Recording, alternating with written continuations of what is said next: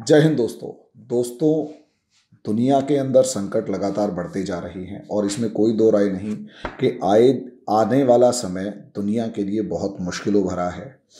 हमारे जो army chief हैं नरवणे साहब, उन्होंने साफ कह दिया है कि आर्मी को किसी भी वक्त युद्ध के लिए तैयार रहना चाहिए। चाइना की तरफ से भी ऐसे ही कुछ बयान आ रहे हैं कि युद्ध के लिए तैयार रहना चाहिए। एक बयान ऐसा भी आया कि खबरें उड़ी कि रशिया ने ताइवान को चाइना की आर्मी ने चारों तरफ से घेर लिया। अमेरिका के जो आर्मी चीफ हैं उन्होंने भी साफ कह दिया कि इतिहास में कभी भी उन्होंने ऐसे किसी संकट से वो गुजरे नहीं है, ऐसा कोई संकट उन्होंने झेला नहीं है। अब ऐसी सिचुएशन में जब ऐसी ऐसी खबरें लगातार आ रही हों, सिचुएशंस जो हैं वो लगातार क्रिटिकल होती जा रही हों, यूक्रेन और रशिया का जो वॉर है वो रुकने का नाम ना ले रहा हो, ऐसी सिचुएशन में मोदी जी अगर या हमारे जो प्रधानमंत्री हैं उसमें भी कोई फ़ायदा उठाने की अगर बात कर जाएं तो यकीन मानो यार, फिर तो सल्यूट बनता ही है। ऐसा नहीं है मैं कोई तारीफ़ कर रहा हूँ, मैं सिर्फ इतना कहना चाहता हूँ कि एक इंसान का दिमाग किस हद तक चल सकता है और क्यों एक इंसान हमारे देश का प्रधानमंत्री बनने के लिए डिज़र्व करता है, मैं उनके इस बयान के अंदर आपको बताऊंगा। लेकिन उससे पहले एक छोटी सी रिक्वेस्ट कि अगर आपको मेरे वीडियो पसंद आते हैं तो चैनल को लाइक करें, सब्सक्राइब करें, शेयर करें, बेल आइकन ज़रूर दबाएं ताकि मेरी ये वीडियोज़ आप तक लगातार पहुंचती रहें। दूसरा दोस्तों, अगर आप यूपीएससी या पीसीएस की तैयारी कर रहे हैं तो आपको हमारा ये जो बैच है एनसीईआरटी के कंसेप्ट्स की बहुत ज़्यादा ज़रूरत पड़ेगी। हमने एनसीईआरटी का कंसेप्टर बैच लॉन्च किया हुआ है, कॉन्टिन्यूसली क्लासेस चल रही हैं, आजकल मैपिंग की क्लासेस हैं। क्लास 6 से लेकर क्लास 12 तक के सारे बेसिक कंसेप्ट्स आपको कंप्लीट करवाए जाएंगे। टेंशन लेने की ज़रूरत नहीं है, आप सिर्फ हमारे बैच को ज्वाइन कीजिए। 500 रुपीज़ पर मंथ की फ़ीस है, बहुत नॉमिनल और बेसिक अमाउंट है फ़ीस का। तो आप जल्दी से जल्दी इससे जुड़े ताकि हमारे बैच को ज्वाइन करके आप फ़ायदा उठा सकें। प्रीवियस ईयर क्वेश्चन पेपर भी इसमें सॉल्व करवाए जाएंगे। अब आ जाते हैं मामला यूक्रेन क्राइसिस। अब दुनिया यूक्रेन क्राइसिस के अंदर उलझी हुई है और इसके अंदर कोई दो राय नहीं है कि ये जो यूक्रेन क्राइसिस है इसने पूरी दुनिया को हिला रखा है। अब इस यूक्रेन क्राइसिस के अंदर एक तरफ जो दुनिया है वो कहीं ना कहीं वॉर की तरफ देख रही है, लेकिन इस वॉर में भी बहुत सारे कंट्रीज ऐसे हैं जो अपॉर्चुनिटीज़ की तरफ देख रहे हैं। अब मैं इसी की बात कर रहा हूं कि भारत सरकार ने इस वॉर में भी एक अपॉर्चुनिटी यानी अवसर देखा। समझे अपॉर्चुनिटी फॉर इंडिया कैसे है, ये समझिए। असलियत में अगर रशिया और यूक्रेन को देखें तो यूक्रेन तो अपने आप में व्हीट बाउल ऑफ यूरोप है, यानी कि पूरे यूरोप के गेहूं का कटोरा है। वहीं अगर रशिया भी देखें तो top 5 exporters of this world, wheat exporters of this world की अगर आप लिस्ट उठाएंगे तो उसमें सबसे आगे आपको अमेरिका मिलेगा, फिर उसके बाद रशिया मिलेगा, फिर कनाडा मिलेगा, उसके बाद आपको फ्रांस मिलेगा और उसके बाद यूक्रेन मिलेगा। ये 5 देश आपको टॉप 5 व्हीट एक्सपोर्टिंग कंट्रीज हैं। इसमें अगर इन 5 का ही नंबर देख लेंगे तो दुनिया में 65% व्हीट एक्सपोर्ट मार्केट के ऊपर इन 5 देशों का कब्जा है। और उससे ज़्यादा मज़े की बात यह है कि अगर आप रशिया और यूक्रेन को आप मानकर देखें तो रशिया और यूक्रेन ही लगभग 30% of wheat of this world export करते हैं, यानी पूरी दुनिया के गेहूं का 30% व्हीट एक्सपोर्ट करते हैं। यहां अब मजे की बात यह है कि ये दोनों के दोनों देश ही वॉर में उलझ चुके हैं और दोनों देश जब युद्ध में उलझ चुके हैं, both countries are fighting with each other, war हो रहा है, फाइट कर रहे हैं, लगातार फाइट कर रहे हैं, तो कहीं ना कहीं इनके एक्सपोर्ट जो हैं वो भी ब्लॉक हो चुके हैं। एक्सपोर्ट ब्लॉक होने का मतलब जो इनसे कस्टमर्स थे, इनके कस्टमर्स जो थे वो लगातार, एक तो दुनिया के अंदर 30% व्हीट की शॉर्टेज हो गई है, इसमें कोई दो राय नहीं है। दूसरी तरफ कस्टमर्स जो हैं उनके जो स्टॉक्स हैं वो ख़त्म होने जा रहे हैं और इसकी वजह से, और दूसरी बात जो प्राइस ऑफ व्हीट है वो कॉन्टिन्यूसली बढ़ने जा रहा है।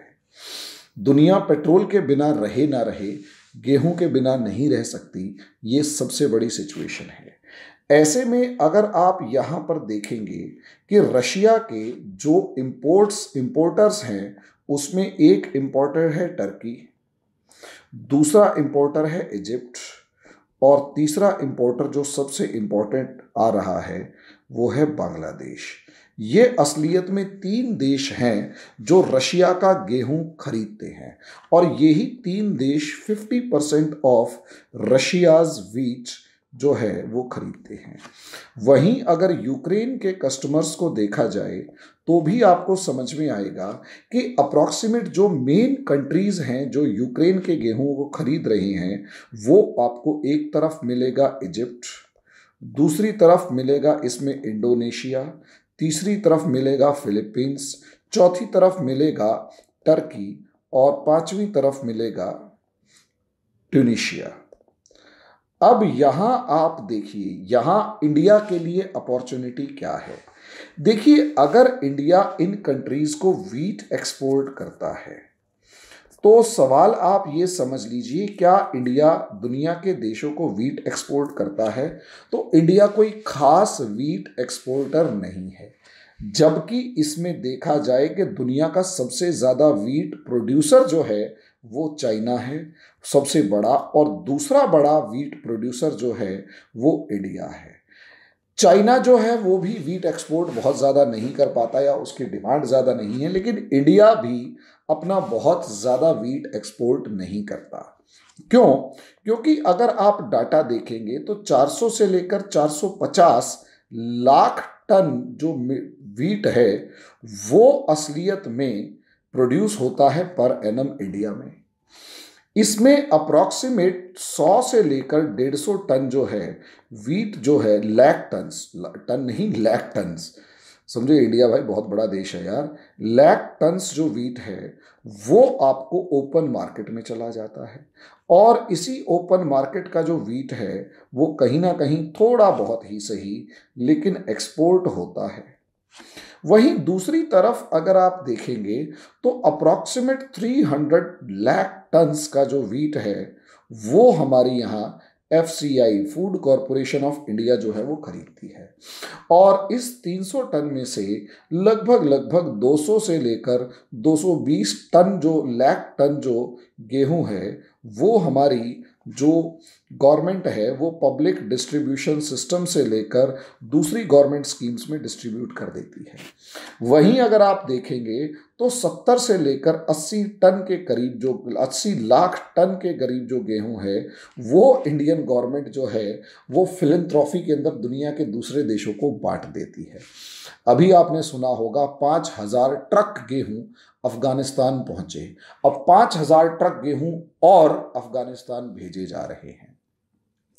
इसका सीधा सीधा मतलब ये है कि इंडिया जो है वो बहुत बड़े लेवल पर दान पुण्य भी कर देता है।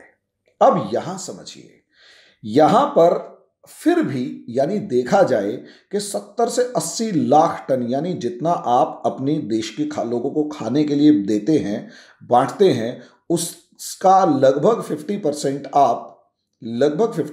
लोगों को दूसरे देशों को फ्री में बांट रहे हैं, और फिर भी एक बड़ा सिग्निफिकेंट अमाउंट 50% जो है वो आपकी ओपन मार्केट में अवेलेबल है। यानी ये जो गेहूं है इसे आप एक्सपोर्ट कर सकते हैं।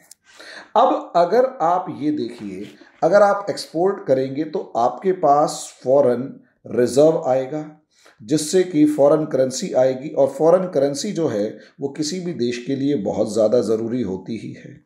लेकिन असलियत में यहाँ सिर्फ फॉरेन करेंसी का मामला नहीं है, यहाँ असलियत में फॉरेन पॉलिसी और फॉरेन इन्फ्लुएंस का मामला है। फॉरेन पॉलिसी और इन्फ्लुएंस का मामला मेन है। इस पूरे मामले को समझिए है क्या। यहाँ पर इन 2 देशों के जो टारगेट कंट्रीज हैं या कस्टमर्स हैं उनको अगर आप ध्यान से देखें तो यहाँ एक सबसे ज़्यादा इम्पॉर्टेंट देश आपको दिखाई दे रहा है, बांग्लादेश। ये बांग्लादेश हमारी इंडियन फॉरेन पॉलिसी और जो एक्ट ईस्ट पॉलिसी से लेकर एक्ट ईस्ट पॉलिसी से लेकर हमारी नेबरहुड फर्स्ट पॉलिसी जो है उसके अंदर हमारी जो नेबरहुड पॉलिसी है उसका एक बहुत इंपॉर्टेंट या इंटीग्रल पार्ट यहाँ पर मौजूद है। सोचकर देखिए बांग्लादेश, वहीं अगर आप इंडोनेशिया और फिलीपींस को उठाकर देखते हैं तो ये एक्ट ईस्ट पॉलिसी से लेकर एक्ट ईस्ट पॉलिसी और साउथ ईस्ट एशिया के अंदर एक बहुत इंपॉर्टेंट रोल प्ले करने वाले कंट्रीज हैं। यहां अगर इन तीन देशों को टारगेट किया जाता है तो इंडिया की फॉरेन पॉलिसी बहुत इंपॉर्टेंट प्रूव होगी दोस्तों। वहीं अगर आप यहां इजिप्ट को टारगेट करते हैं जो कि रशिया और यूक्रेन का बहुत इंपॉर्टेंट कस्टमर है, अगर इन दोनों को टारगेट करते हैं तो रशिया और यूक्रेन से अगर इजिप्ट को टारगेट करते हैं और इजिप्ट के साथ आपकी वीट रोटी वाला संबंध बन जाता है तो आगे आने वाले भविष्य में आपका इन्फ्लुएंस, इंडिया का इन्फ्लुएंस रशिया के अंदर, नॉर्थ अफ्रीका के अंदर कितना बढ़ेगा ये सोचिए। सुएज कैनाल रशिया के तो कंट्रोल में है और कितना इन्फ्लुएंस बढ़ेगा आप खुद सोच कर देखिए। यही हाल ट्यूनीशिया का है। और सबसे बड़ी बात दोस्तों, Turkey, you can't ignore Turkey. Foreign reserves को मत देखिए, पाकिस्तान का एक ऐसा पंटर दोस्त टर्की, एक ऐसा दोस्त जो कि एक तरफ तो टर्की के पास ड्रोन टेक्नोलॉजी अल्टीमेट लेवल पर है, ड्रोन टेक्नोलॉजी, और एक जगह नहीं, कम से कम एक तो आर्मेनिया अजरबैजान मामले में अजेरी आर्मी के पास जिस तरीके से ड्रोन्स थे और जिन्होंने आर्मेनिया को धराशायी किया, और दूसरी तरफ यही टर्किश ड्रोन्स जो हैं यो यूक्रेन के अंदर अपनी धुआं मचा रही हैं रशियन का आर्मी का, ये बहुत इंपॉर्टेंट है। तो यानी एक तरफ टर्की के पास ड्रोन टेक्नोलॉजी है और दूसरी तरफ यही टर्की पाकिस्तान के साथ खड़ा होकर कहीं ना कहीं कश्मीर मामले में इंडियन गवर्नमेंट की क्रिटिसिज्म करते हुए देर नहीं लगा रहा। यानी अगर हम इस वीट एक्सपोर्ट पॉलिसी से सस्ता अनाज देकर टर्की को अपने फेवर में करने में कामयाब हो जाते हैं तो एक पंथ दो काज होंगे। एक तरफ तो हमारे को ड्रोन टेक्नोलॉजी मिलेगी जिससे हमारा डिफेंस मजबूत होगा, और दूसरी तरफ पाकिस्तान के साथ अगर देखा जाए तो एक बार फिर से हम पाकिस्तान को एलिनिएट करने के अंदर काफ़ी ज़्यादा इंपॉर्टेंट, मतलब काफ़ी ज़्यादा कैपेबल हो पाएंगे। ये भूलिएगा मत कि टर्की के जो डोमेस्टिक पॉलिटिक्स है, टर्की की डोमेस्टिक पॉलिटिक्स खुले तौर पर आज के दिन उइगुर मामले के अंदर, उइगुर इशू की वजह से एक एंटी चाइना सेंटीमेंट रखती है। अगर यहां एंटी चाइना सेंटीमेंट रखती है और कहीं ना कहीं कश्मीर को अगर हमारी गवर्नमेंट ठीक ढंग से प्रोजेक्ट करने में कामयाब हो जाती है और पाकिस्तान के इस प्रोजेक्ट को या जो शोर है उसको कुंद करने में कामयाब हो जाती है, तो समझ लीजिएगा डोमेस्टिक पॉलिटिक्स का फ़ायदा भी इंडिया को मिल सकता है। और साथ में अगर आप उनको वीट प्रोवाइड कर दें और सस्ता अनाज प्रोवाइड कर दें तो डोमेस्टिक पॉलिटिक्स के अंदर इंडिया का एक अलग ही इन्फ्लुएंस होगा, अलग ही रुतबा होगा, जिसका सीधा मतलब ये है कि टर्की जैसा देश जो इस समय पर पाकिस्तान के साथ खड़ा हुआ है और टेक्नोलॉजी के मामले में खासकर ड्रोन टेक्नोलॉजी जो आने वाली लड़ाई का एक बहुत इंपॉर्टेंट पार्ट होगा, उसमें इंपॉर्टेंट रोल प्ले कर रहा है, वो हमारे साथ आ जाता है तो कितनी बड़ी हमारी विजय प्राप्त होगी, हमें कितनी बड़ी जीत मिलेगी ये बताइए। तो इसमें यही एक कारण है कि मोदी जी का एक बयान आया और ये कहा कि दुनिया की हमारे अनाज पर नजर है, दुनिया की हमारे अनाज पर नजर है। वो एक हिंट है हमारे व्यापारियों को ये बताने के लिए कि भैया हमारी फॉरेन पॉलिसी मजबूत होगी, थोड़ा सा अच्छा करो, बेटर करो। और अगर हमारे जो एक्सपोर्टर्स हैं वो इन मार्केट्स को कैप्चर करने में कामयाब हो गए तो समझ लीजिए बहुत बड़ी अचीवमेंट होगी हमारी कंट्री के लोगों की। अब आगे तो देखो वक्त बताएगा, इसमें भी अगर अपॉर्चुनिटी ढूंढ ली है तो मैं तो अपने प्रधानमंत्री की तारीफ करूंगा। बाकी आप जानें और कमेंट बॉक्स में बताएं कि आपका इस मामले में विचार क्या है। अभी के लिए इतना ही, धन्यवाद।